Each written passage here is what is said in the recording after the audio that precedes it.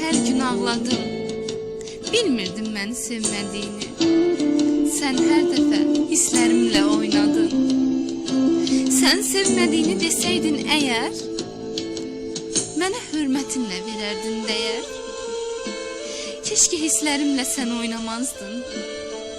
Sən heç düşünmədin qəlbimə dəyər. Tam olan qəlbim milyonlar oldu. Qəlbimdəki sevgim təmiz soyudu. Həyatdan küsmüşdüm, yeni dirçəldim. Halbuki dostlarım məni tək qoydu. Niyə belə oldu inan bilmirəm. Mən səni qəlbimdən silə bilmirəm. Qəlbimdəki sevgim nifrətə döndü. Nifrəti sevgiyə çevirə bilmirəm. Ağlaya bilmirəm, gülə bilmirəm. Nitqim quruyubdur, dinə bilmirəm. Keçən günlərimiz düşür yadıma.